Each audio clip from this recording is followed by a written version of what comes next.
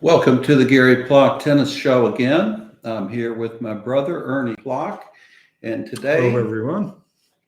today we're going to talk about the great Arthur Ashe a little bit. Ernie, when was the first time you remember seeing Arthur Ashe? The first time I remember was in late 1966 when some of the more promising local players in Louisville, Kentucky, our hometown, were called in prior to an exhibition match between Arthur and Manolo Santana, who had just won Wimbledon a few months earlier that year. And so we gathered at this place we called the Bubble, about the only indoor court that I remember in Louisville at that point, other than one that was down at the Fairgrounds Stadium. And we later were going to ball boy the exhibition match between the two, but both Arthur and Santana were there underneath this bubble, which covered just two courts, and hit balls with them. In Louisville, Kentucky. In Louisville, yes. Our hometown where we grew up. I was an ancient 13 years old. Gary, you were 11. Yeah, that's right. I had the privilege, and believe me, it was to hit balls with Arthur. And you can believe me at my word when I say that's the only top 10 in the world player I've ever hit balls with. But I'll just briefly tell you what I was feeling when I hit with Arthur, which was a few minutes. I was thinking, Ernie, you got to concentrate. Watch the ball onto your racket. Make sure you look solid. Don't look bad in front of this man who was very genially, keeping pace with me. And I found out that is a perfect way to guarantee, talk about mishaps. It's the perfect way to guarantee that you look awful because you over-concentrate. And the other thing, though, getting away from me and how I felt, nevertheless, there was a glow about me being able to do that day. If I think about Arthur as a person and what he radiated, it's rare that you see that combination of gentleness and intensity in one person. So at my immature age of 13, I did kind of pick that up. That's interesting. I remember that day as well. And as a matter of fact, one of my little magazines fell down, but that day, Arthur and Santana both signed pictures that somebody had made a caricature of each player. And this is Arthur Ashe, and we got this autograph that day, and beautiful sketch of Arthur, and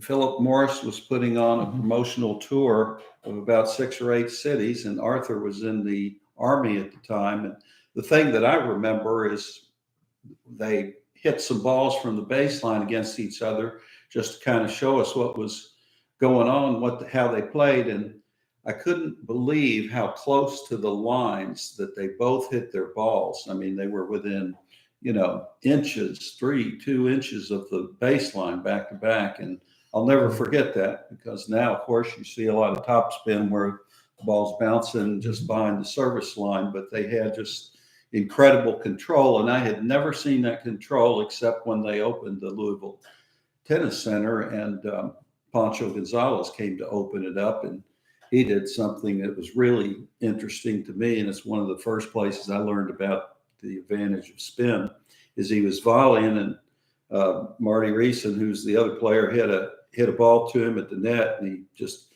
supinated all the way under the ball. So it hit, and then he started doing his finger, and it went over the net and came back, and he caught it in his hand.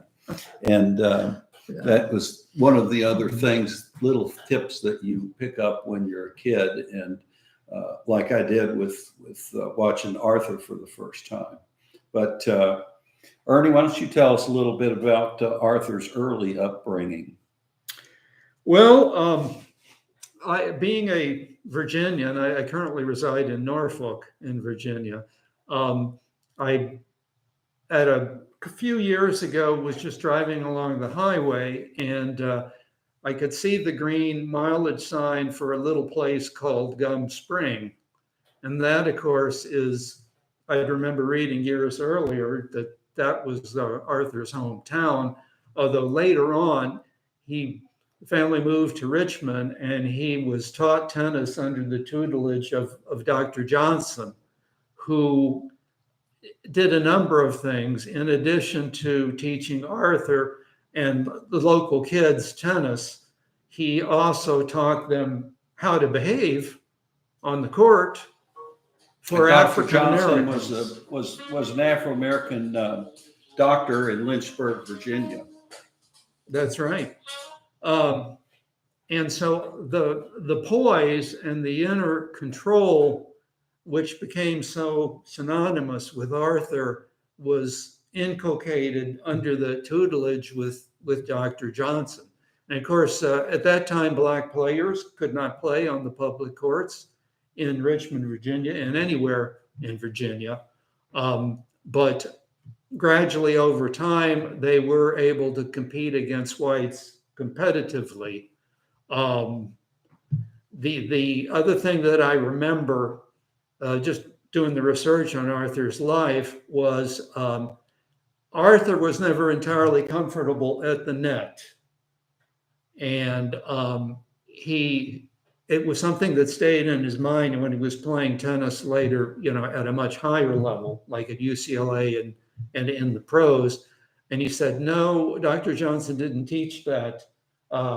It was just a touch shot, and I never really picked it up. Now, I think he must have exaggerated to some extent. I mean, few people would say that Arthur Ashe had a weak volley, but it might not have had the punch of a Tony Roach, let's say. Yeah. Well, that may be true, but he was known as one of the best serving volleys. His serve was so pristine. The thing that I learned from Arthur Ashe and took it in my game of serving was that he wasn't one of these guys that threw the ball up and high and then waited for it to come down and hit it. He pretty much, like Roscoe, hit it right up there at its peak, and it was gone. And he could locate it so well. But anyway, so he was very restricted in his upbringing as far as not being able to play, aka like Jackie Robinson and other blacks back in that day, I assume. Yeah, in fact, if I can make a little analogy here, you mentioned Jackie Robinson, and if you read the book Days of Grace, which is written by a man named Rampersad. And actually, before I read the book, I'd read another book by Rampersad, which was a biography of Jackie Robinson. And it's really impossible not to see the parallels between those two men in that they were caught up in the vortex of the problem of race in America. And they were both proud men, but they both knew that they could not afford to behave in a way that would so alienate people of the other race that you wouldn't have room for compromise, cooperation. Carrying a chip on your shoulder all your life was not something that would work in the situation in which they were born because of their skin color. And I think where the analogy really becomes shockingly apparent too is that both men really, being in the public life, took flack, criticism, verbal attacks from people on both sides. Just like Jackie Robinson was attacked later on, particularly when Black militancy came to the fore in the 1960s for being an Uncle Tom, which was the opposite of his reputation coming up with the Dodgers, because after his first few years of taking all the guff, he did finally stand up for himself, which was his true, motivation. But Arthur Ashe was the same way. He was accused by those of black ancestry to be, an Uncle Tom sometimes. Well, that's really interesting Yeah. too, because Jackie Robinson and both of them were UCLA Bruins, which is interesting. But Arthur had to do it in really was an elitist sport, may still be an elitist sport, tennis. That costs an arm and a leg to take your kids to some tournaments now. Maybe it does in every sport, but tennis with lessons and all of that training is just astronomical. And back in our day, in Arthur's day, you'd go around and stay with families, and it was quite a bit different. But in terms of even integrating himself into the tennis blue blood society, so to speak, was probably even more difficult, I would imagine. Yeah. Here's what Roy Barth has to say. Roy Barth is another UCLA Bruin, and he has a book called Point of Impact that chronicles his life. And Roy was interesting because he was not only a great junior player and then a great college player at UCLA, and really idolized Arthur Ashe, watching him play as Roy was coming up in San Diego and training in Los Angeles and going to Los Angeles. And then Roy was on the Pro Tour, one of the original members of the ATP, and then also has started the tennis at Kiowa Island, which is beautiful, one of the beautiful resorts in the world. I think was rated the #1 tennis resort in the world not too long ago. And so Roy has, kind of not only been a tennis director, but involved every step of the way in developing this resort. And so this is a book he wrote, and I highly recommend it, Point of Impact. But this is what he had to say about Arthur Ashe. Arthur Ashe, I played singles against Arthur 5 times in my career and never won a set. He was one of the smartest and most difficult singles players to beat because he would quickly assess his opponent's strengths and avoid them the whole match. It was maddening and fascinating. In the second round of the 1970 U.S. Open at Forest Hills, I played Arthur on very little rest. I had won a 5-set match the day before against South African Ray Moore, and my muscles were fatigued. Ordinarily, I would have had a day to recover between the second and third round, but the tournament was behind because of rain. We were assigned the outer court where the spectators could only watch behind a 4-foot fence. We took our sides for the warm-up. Arthur was studying my game. I liked when my opponents hit hard because I could use their pace to send the ball back quickly without expending too much of my own energy. Arthur took my advantage away by slowing down the speed of the shot. I had to use a lot more energy, which I didn't have that day, and hit the ball back with pace. The secret to my disarming return to serve was to anticipate in the box where the opponent tended to serve, and I would return it solidly at the feet of the opponent as he rushed the net. Not only did Arthur toss the ball in the same spot all the time, he never telegraphing his target.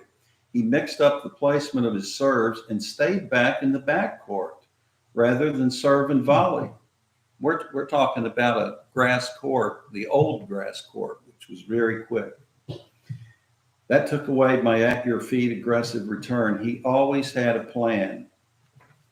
And then he goes on to say, Arthur was a scholar on and off the court. He was always reading or studying the language of the countries in which we were playing. I regret that I didn't spend more time talking to him about tennis or life in general. I was a white kid from San Diego who was welcome in any tournament. Arthur was a black kid from Virginia who could practice in the black-only parks and was, as Ernie said, and prohibited from coming into tournaments with white kids. We both worked hard at tennis, but he had to work so much harder at life that he and I ended up in the same places at the same times, and sometimes even on the same court, still fascinates me. When Arthur went public in 1992 about having contracted AIDS from a blood transfusion during heart bypass surgery, He dedicated himself to raising awareness about the disease and fighting for a cure. The last time I saw Arthur, he was the guest speaker at the PTR symposium in Hilton Head. I was shocked by how frail he looked. He had never been a large or overpowering man physically, but that day his slight frame and was eclipsed by the lectern. I was devastated to think that this humble, proud champion was going through. After he spoke, he found me in the crowd and greeted me warmly. "How is Colleen?" which is Roy's wife. He asked, He asked as though we had just run into each other in the locker room at the start of the tournament. He always asked about others and rarely spoke about himself, which explains why I didn't know as much about his life as I would have liked. Arthur spent his last years with the same discipline I remember from the tennis court, quietly but effectively achieving his goals. When he wasn't traveling to speak about AIDS awareness, he was with his wife and young daughter writing his book, Days of Grace, which Ernie just mentioned.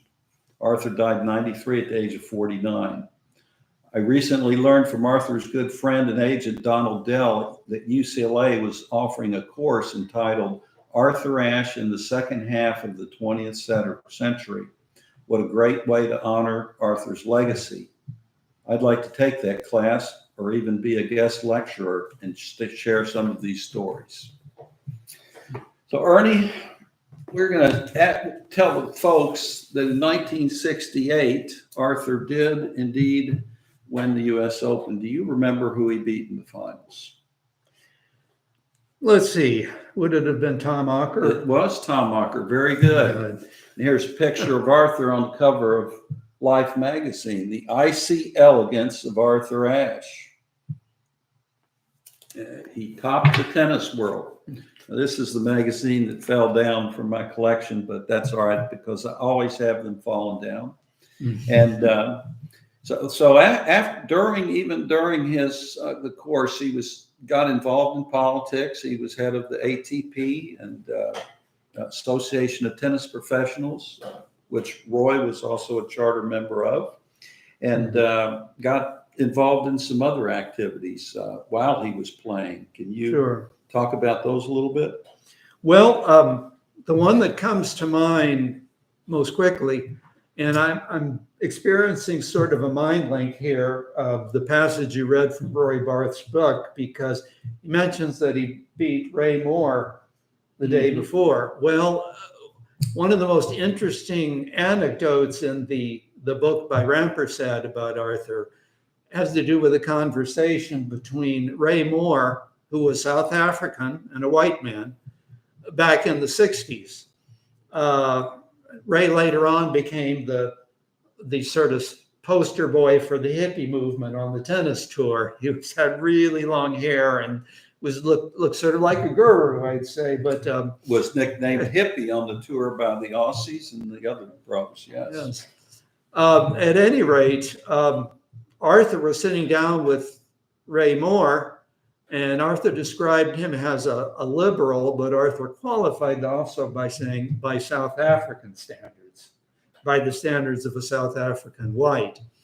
And they were talking about South Africa, and Ray Moore said, "I think there's only one person that can get us out of this mess," meaning apartheid, the fierce segregation of blacks in South Africa. He said, "I think there's only one person who will ever be able to get us out of this mess, and it's Nelson Mandela." And Arthur said, "Who?" And Ray Moore said, "Nelson Mandela. He's a man who's imprisoned in such and such prison, since 1964. And Arthur said, "I never heard of him." And Ray Moore said, "You will."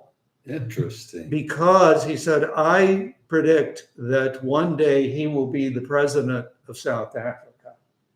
Now, that sent a chill through me because I've studied international politics out the gazoo for 3 decades or so, and you are not supposed to be able to make those sorts of predictions in political science that precise with that conviction. There are too many things going to make something go a different way for that to happen. But Moore certainly knew that, and he recognized that Mandela had something special. And I'll just sort of close this part off by saying that when it became known to Arthur that he had AIDS, he wanted, as much as anything else, to make another trip to South Africa.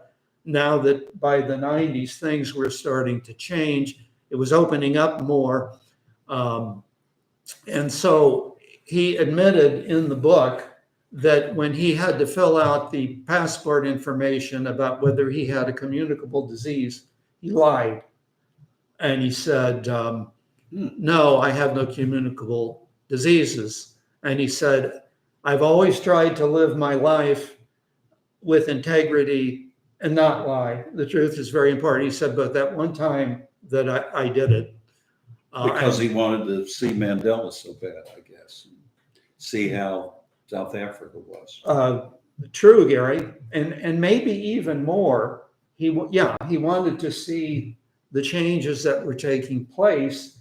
And on the positive side, not only did he meet with Mandela, but he could see more confidence, more hope among the South African population that it really was going to lead them to a better life. So it's wonderful, at least, that he could see before he passed away that he had made a difference. And of course, everyone knows, or should know, the difference that Nelson Mandela made. The fruits of their labors. Well, it's interesting to me that Roy Barth had that experience with Arthur where he changed it up, because there was another big match, finals of Wimbledon, I believe in 1974, where the heavy favorite Jimmy Connors was going out against Arthur, and Arthur, what did he do? Well, eerily enough, pretty much the same thing that he did to Roy Barth, I would say. I mean, wouldn't you, Gary? You Yes, know a I lot would. more about the game than I Angles, do. short balls, didn't hit as hard. Connors was a guy that loved pace, just like Roy loved pace. You know, he liked it when people hit it hard. And that's, you know, just like every sport, you've got matchups. And so Arthur kind of like the slowdown in basketball. It was a slowdown in tennis, and it totally befuddled Jimmy Connors, and I think beat him in 4 sets, if I'm not mistaken. That's right. Yeah.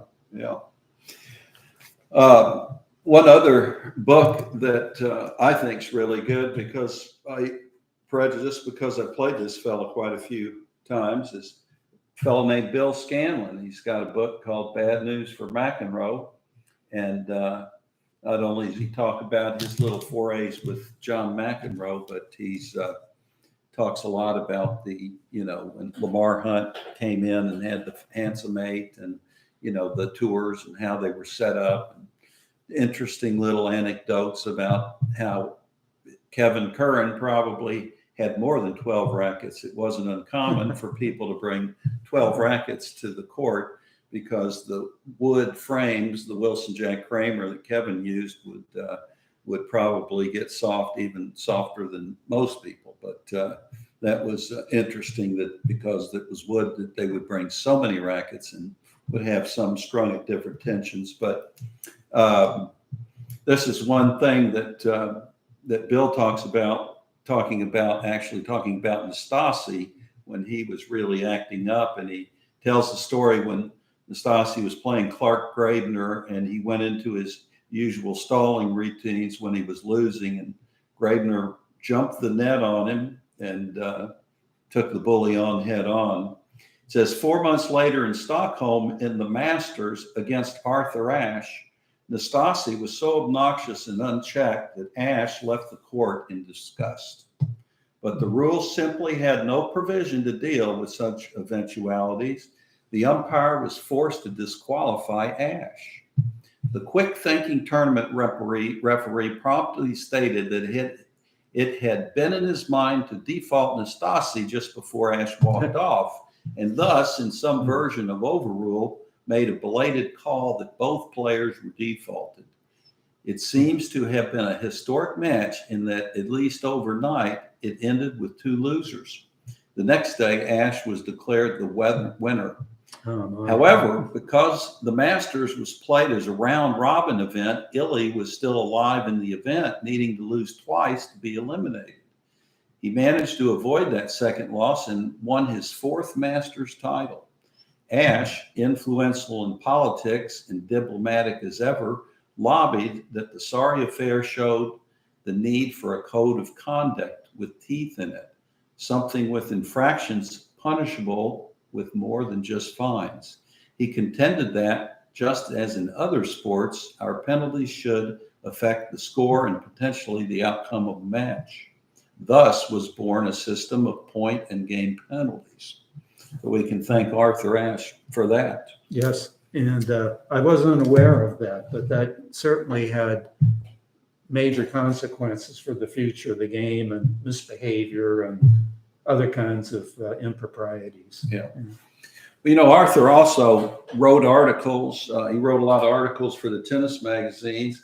I was talking a little before about the wood rackets. Most of you know these type of rackets, but some of you may not. But this is the model that Arthur was using when he won the U.S. Open. And strangely enough, it was the Tony Trabert, who was his Davis Cup coach, and maybe they were fellow Davis Cup coaches together at one point. But if you look at the magazine, right where I've got my thumb on it is that racket. You can see that. That's Tony Trabert autograph.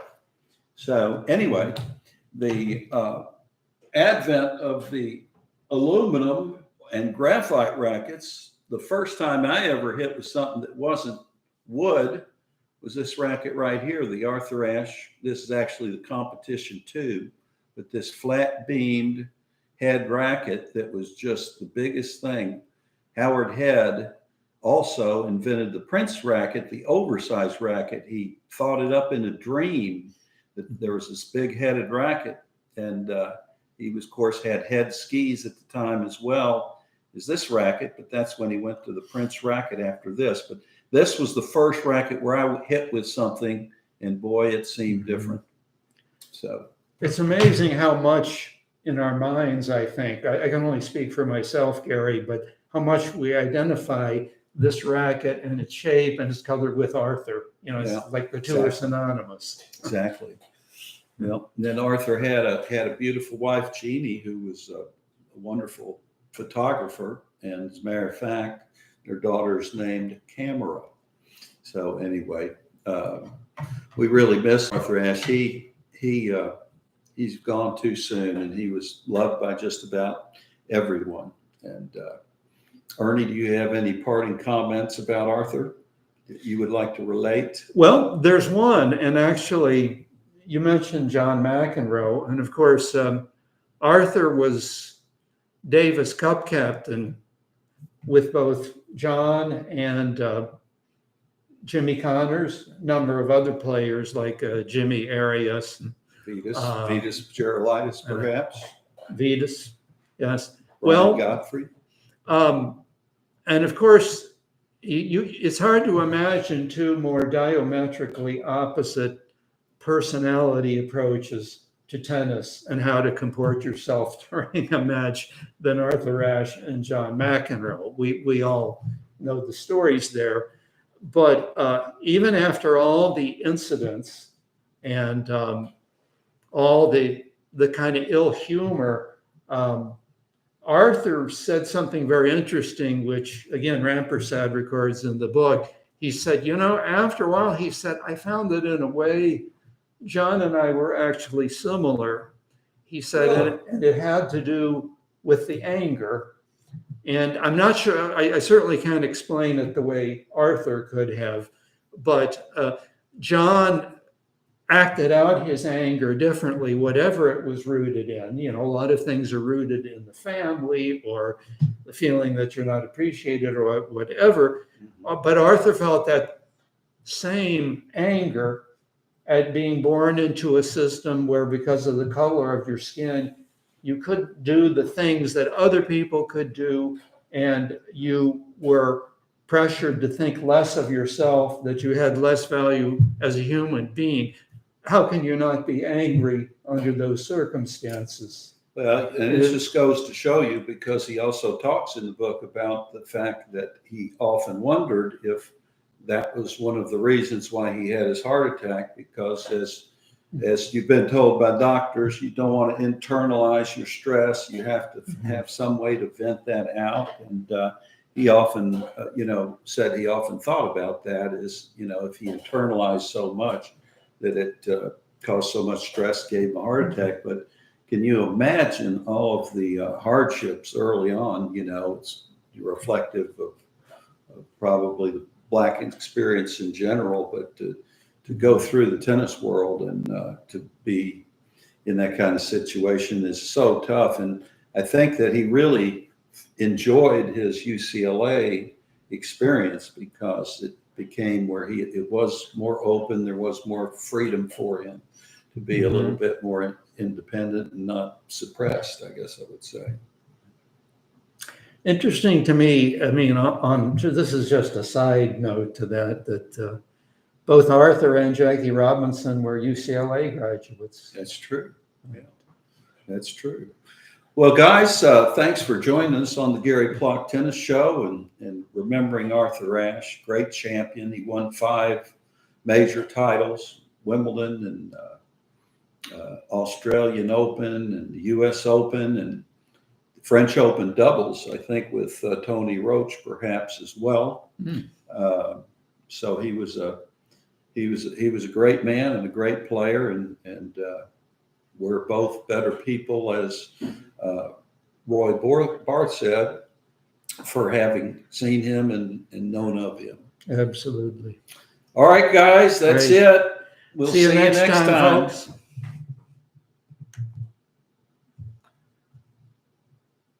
That was enjoyable.